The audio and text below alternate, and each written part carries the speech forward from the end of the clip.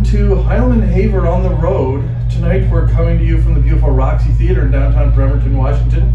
And with us is Michael Goodnow, operating officer of Faraway Entertainment. With the COVID pandemic impacting theater chains and local theaters alike, we're looking forward to hearing from Michael to get his perspective on what it's been like during the shutdown, what the challenges have been in the current environment, and as things get opened up, what does it look like now, and what does the future look like beyond the current pandemic situation?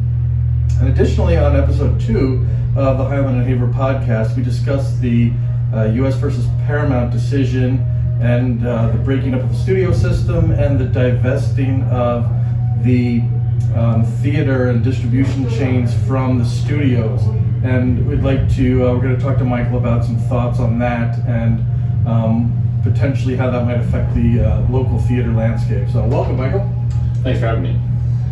So we're looking forward to getting your perspective on these things, but if you wouldn't mind, just for the listeners, a quick little introduction and bio, and maybe some info on the Roxy Theater.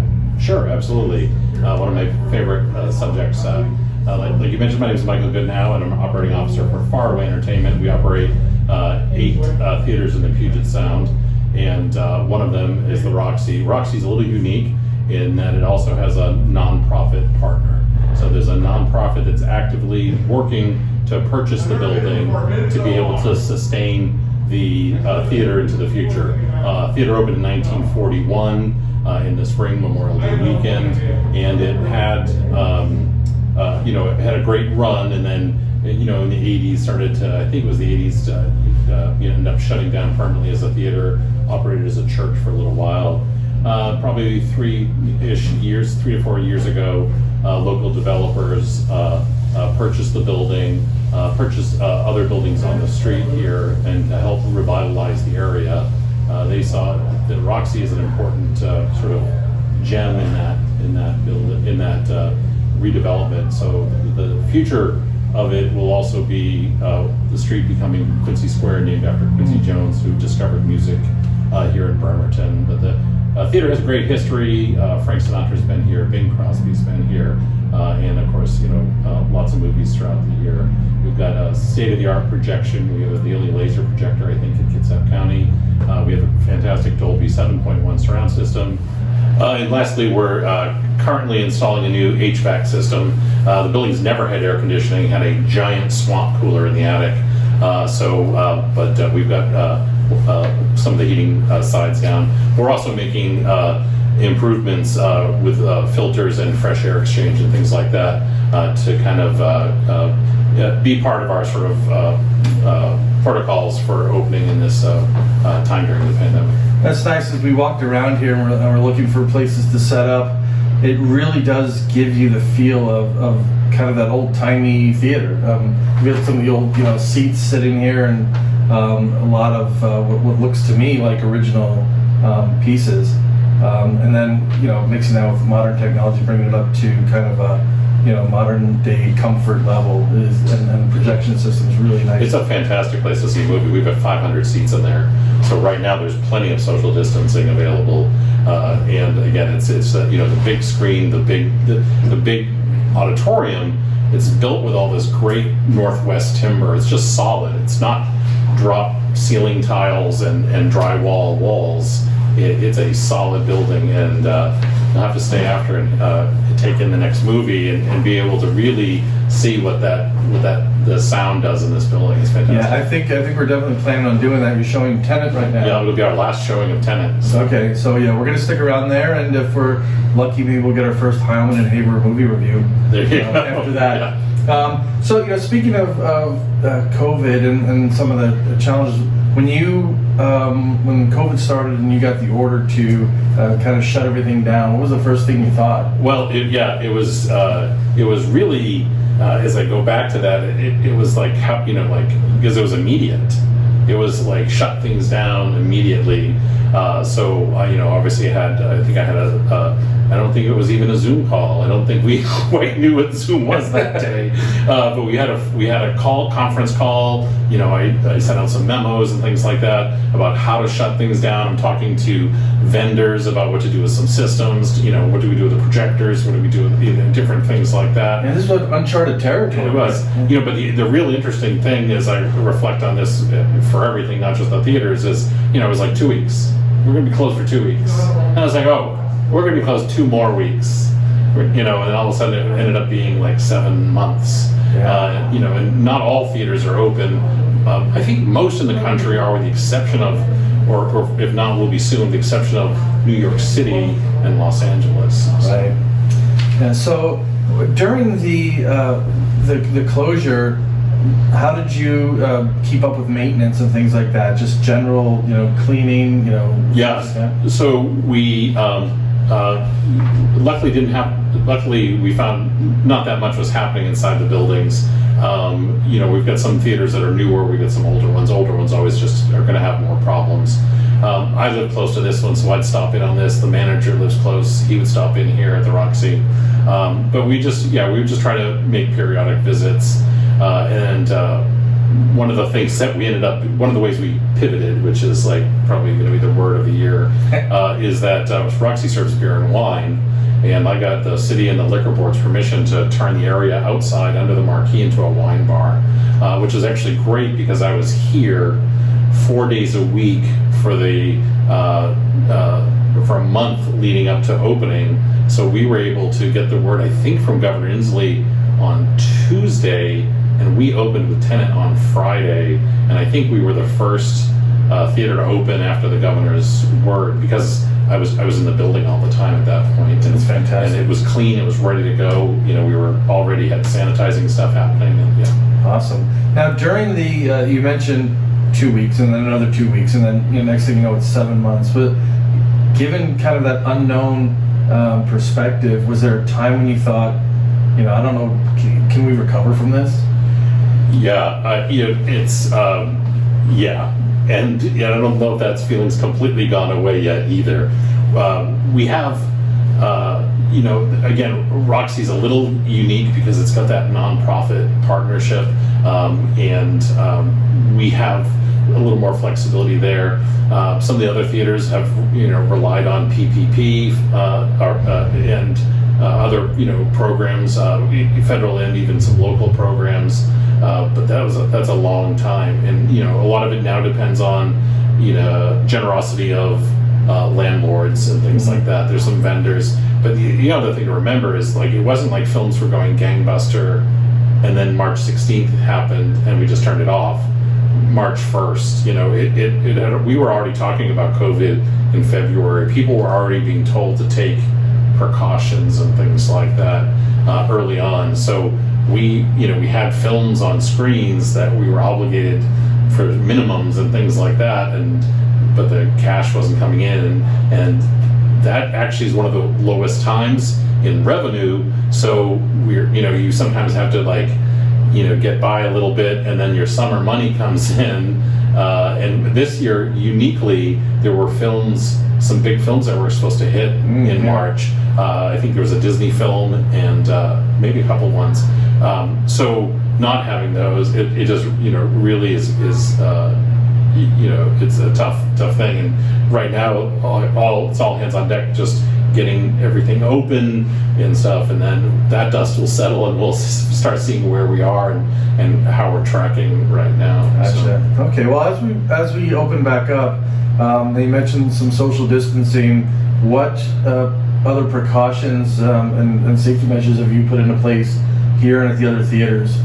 Yeah, so we're members of NATO, the National Association of Theater Owners, and they have put together a set of protocols which we follow, and I'll highlight some of the best ones. But they also developed those protocols talking to the state of Washington, having phone calls with Governor Inslee, who is a Kitsap resident and goes to frequently with his family, has been to our theaters. So we have a little relationship with the governor from being on Bainbridge Island. But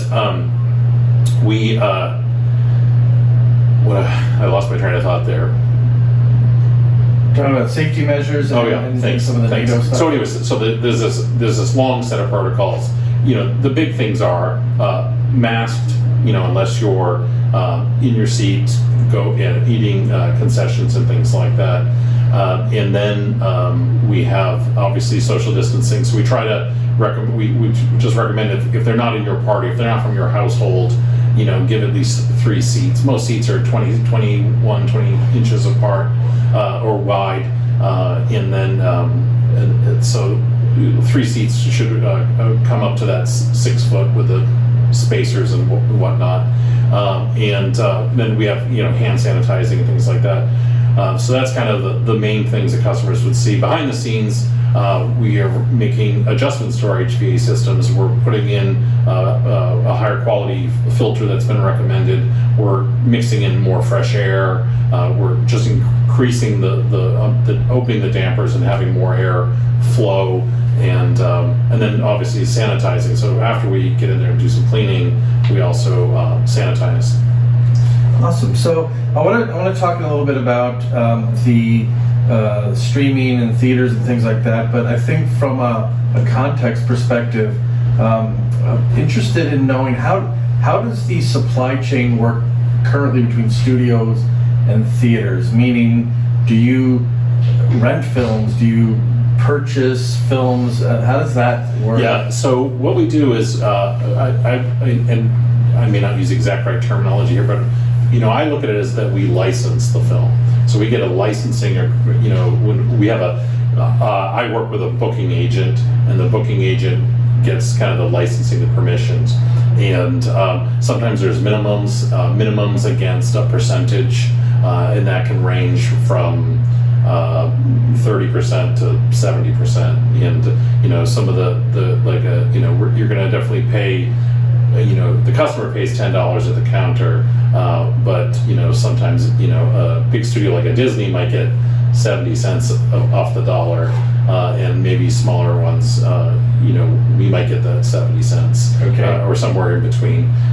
So that's where you've seen the increase in concession prices. That's no secret to anybody, and we have.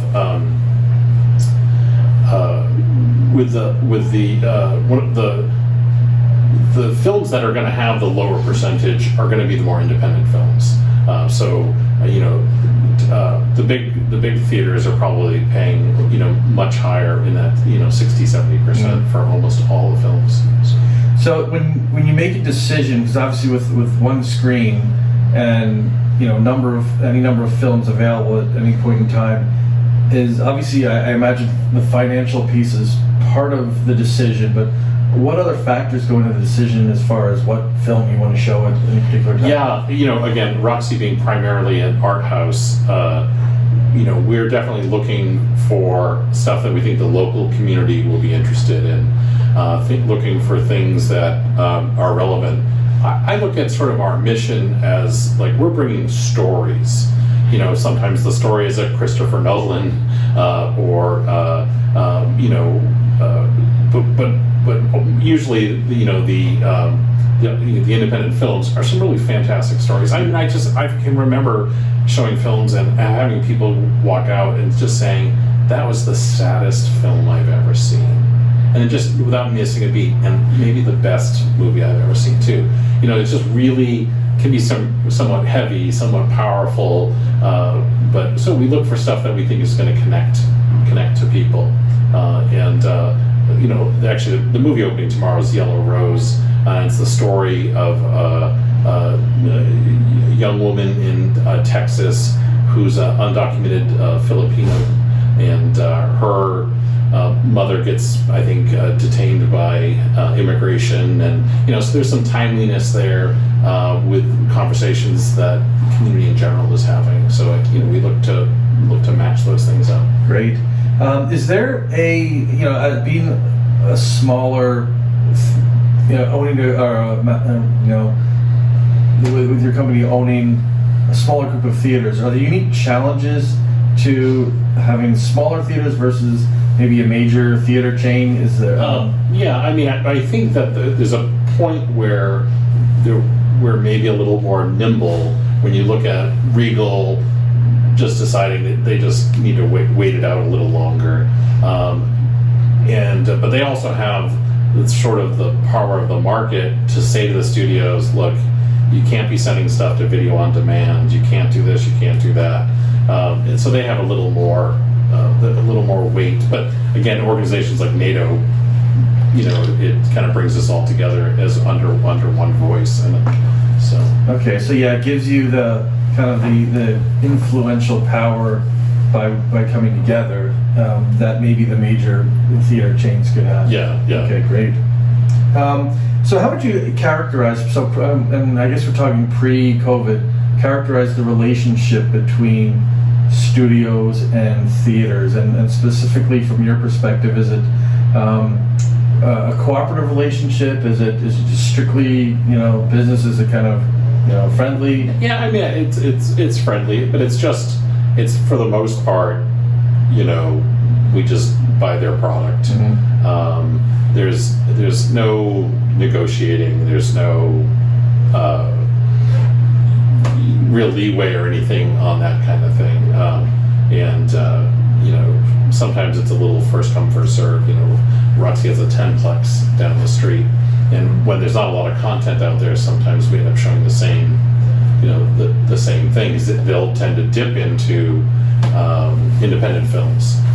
So we just, we work together. So some studios will say that's too close, zip code or something. Well, we won't show them in the same area.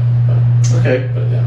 Yeah. Well, so in the second episode of the Heilman and Haver podcast, we discussed the ruling from the 1940s, U.S. versus Paramount, that ostensibly broke up the studio system, where the studios owned the theaters, owned the distribution chain, exerted all amounts of control, deciding what to show and putting pressure on smaller theaters.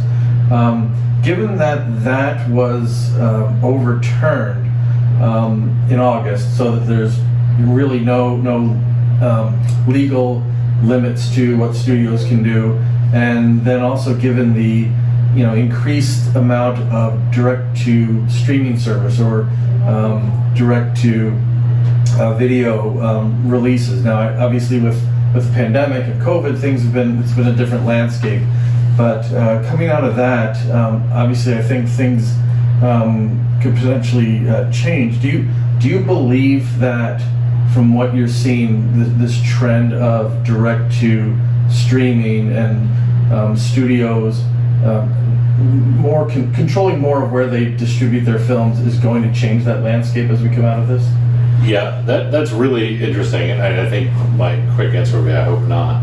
I do think this is a pandemic-related business decision for them, and although we'd like them to have held out and just had the most incredible film selection afterwards, you look at a Disney and they launched Disney Plus and they need content, and so content wasn't rolling off of theaters to the video on demand platform and things like that. I feel like we have been seeing studios like Amazon and Netflix, either doing limited releases or they obviously produce a lot of content that never stops in theaters. One thing about that is, if you've got a film that you're interested in for awards, Oscars, or you have to get the in theater play. I don't know. I think that we may see shorter windows, and we're kind of seeing that right now, where a film might be in theaters and then go to video on demand faster. In fact, there's a film that we almost opened with tomorrow, that was being released to theaters at the same time as going live on, I think, Apple Plus, and that's just a tough business call for us right now, because we do need people who are want to come out and experience a movie here. Yeah. So if they can get it there, maybe that's where they should, and we'll adjust. So yeah, I think it's from my perspective, it's going to be interesting now. When Disney released Mulan, they put the $30 price tag, and we talked about that, which seems at this point still to just be kind of a one-off, maybe test to Yeah. see how that played out. But when you have a movie like Soul now from Pixar that's going to be released directly to streaming, A, that's going to change the award landscape, to your point, and B, the financial landscape. Yes, they don't have, the studios don't have to share revenues with theaters, but on the other hand, it's a different financial model, and we don't know how that's going to play when you talk about, Avengers, Infinity War, Right. Endgame, making billions of dollars versus how do you match that to something that's released to streaming. So it's going to be interesting to see if that financial model works and how that impacts whether this change coming out of this. Yeah, I think that I think it's going to be in everyone's best interest to get back to as close to business as before as possible. It's interesting that I don't know if you know that this was a United Artists Theater. Oh, really? And I don't know if Bremerton had 7 big movie houses back in the day. There was obviously people right now know the Admiral and of course the Roxy, and then Babel over in Manette was a big theater. The Charleston down on Callow was the Grand. There was a Rex, there was a Rialto. So there were like 7 big movie houses, and it's because of that the studio, who had their own cast of characters, and directors and everything. They made the movies, they sent them to their theaters, and to get their movies shown, they had to build a theater in the town. So interesting. Yeah. So that's a different perspective. And I don't know if you kind of hit on this yet, but so that's why one of the reasons I don't see the removing the universal decision as that it's certainly not going to go back to the way it was. Now I could see an Amazon wanting to have, just by nature of their leadership, wanting to have a big grand movie theater maybe in LA to do their own stuff, or maybe one here in Seattle, like Disney has with El Capitan. Yeah, like I guess the difference is like Amazon could buy the Cinerama, and it could be a showcase for their films and other, so with it, which that wouldn't have kind of been allowed. So there's some things, but there's also a lot of anti-trade things have happened. There's other things that have been put in place that I think will, I don't think we're seeing this as too big of a threat, at least at this point. Yeah, and the business landscape has definitely changed. I mean, in the 1940s and the early part of the century, it was almost the norm where you had newspaper barons and you had people that were exerting all sorts of influence. And things these days, there's so much scrutiny over every business decision that's made. I would think that if one of the studios tried to exert some sort of excess influence, they'd be called out on it pretty quickly. Yeah. Although, it's interesting. There's some areas of business that are not being allowed that, and there's other areas that are just taking off with that. So. Oh, for sure. So there was an article that I think I shared a few weeks ago about the struggles of AMC coming out of this, and could somebody buy them? So obviously, large theater chains and smaller theater groups are struggling financially with this. Do you think, as a group of smaller theaters, that there's an advantage or disadvantage to that size, that potentially you create more of a niche that you can take advantage of, that will give you maybe a better footing coming out of this than a larger chain? Yeah, I do think that it, just like there's an economy of scale with maybe purchasing and things like that, but now you're beholden to lots of leases, lots of expenses and things like that. That when you add them all up, is probably pretty significant. So but it just depends on their financial position going into it. I would say that probably most. I don't think there's small theater circuits or individually owned theaters that were just like rolling in dough before this happened. And nobody operates a little theater to get rich. You do it because you love film. You do it because the importance of bringing those stories, bringing these to the communities that you're operating your theater in. So in reality, some of the challenges you have now or the opportunities are the same as you had before when you're competing against larger chains. So you make more of a decision based on, not necessarily, money or whatever to show films. Yeah, I mean, like with Regal choosing not to open, I mean, that's certainly not going to hurt us right now. I've got a Regal to the north and a Regal to the south here in Bremerton, for Roxy. I think AMCs have opened. There's some of the independents, like the Grand and Tacoma is kind of wait and see. I think they're going to test it out with their film festival in November. And our 2020 film festival actually will be in January. So it's a little weird to do the 2020, our spring 2020 film festival is going to be in winter of 21. But we're doing what we can. We didn't want to go virtual, and we wanted to make sure we had it. We've got some great stuff. You're pivoting. So yep. All right. Well, I think before we wrap up, you mentioned the not-for-profit. Do you have any more, information on that? How people can help out? Sure. So we have a website. You can find showtimes there, but you can also find information on how to support the theater. We have a membership program that we're launching where you get some member perks and benefits, and it supports the theater. You can get your on these new seats we just put in. You can get a nameplate on them that to commemorate or memorialize something, or just to tell somebody to move. It's your seat. I don't know if I can enforce that, but I'll let you put anything you want on your plaque. And we're getting ready to launch a capital campaign. We're developer refurbished the building, and they're actually selling us the building for just the cost of the refurbishment. So all the new electrical and upgrades and things like that happened, and we're probably going to try to launch a campaign to raise about $100,000, and that'll get us pretty close to the finish line. We've got some commitments from state arts funding, local community foundations, and so we're pretty confident. And so. Awesome. Well, thank you, Michael. We definitely appreciate the time and your perspective.